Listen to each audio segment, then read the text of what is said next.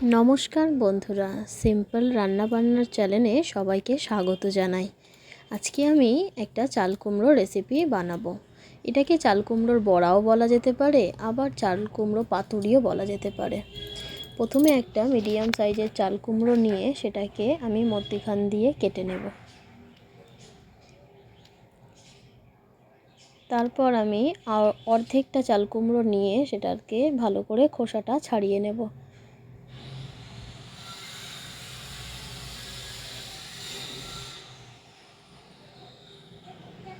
খোসাটা যখন ভালো করে ছাড়ানো হয়ে যাবে তখন আমি চাল কুমড়োটাকে একটু মোটা মোটা পিস করে কেটে নেব।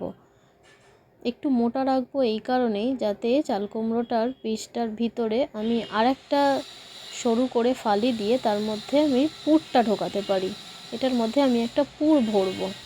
আর পুরটা বানানোর জন্য আমাকে কিছু নিয়ে নিতে হবে। তার আগে আমি কাটাটা দেখিয়ে দিই কীভাবে আমি এটা কাটছি।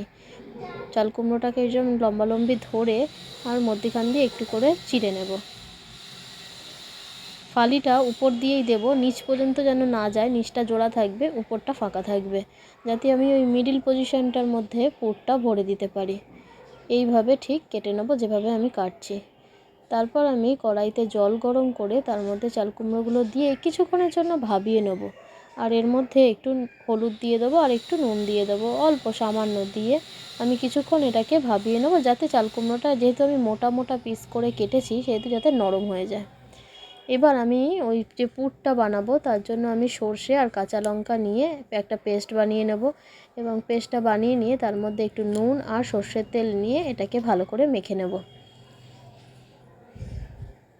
এই পুরটাই আমি ওই চাল কুমড়োগুলোর ভেতর ভরবো। চাল কুমড়োগুলো ভাবানো হয়ে গেলে ওটা নামিয়ে নেব। নিয়ে আমি এবার একটা ব্যাটার বানানোর জন্য একটা বাটিতে একটু বেসন নিয়ে নিয়েছি, তার মধ্যে একটু নুন, হলুদ আর একটু কালো জিরে দিয়ে একটা ব্যাটার বানিয়ে নেব।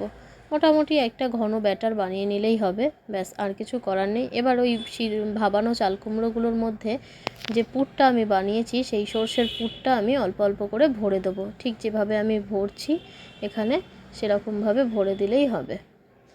চাল কুমড়োগুলো যে যার ইচ্ছা মতো সাইজ করে কেটে নিতে পারো, তাতে কোনো অসুবিধা নেই। খুব পাতলা করে কাটলে কি হবে, পুরটা বেরিয়ে যাওয়ার চান্স থাকবে। একটু মোটা করে কাটলেই ভালো হয়, তাতে পুরটা ভিতরে থাকবে।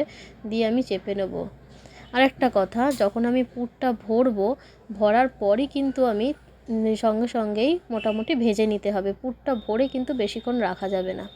তারপর আমি ওই ব্যাটারটায় ডুবিয়ে নিয়ে একটা একটা করে এরকম একটু বেশি করে তেল দিয়ে ভেজে নেব। ব্যাস, তাহলেই আমার রেডি হয়ে যাবে চাল কুমড়োর বড়া বা চাল কুমড়োর পাতুরি। টাটা।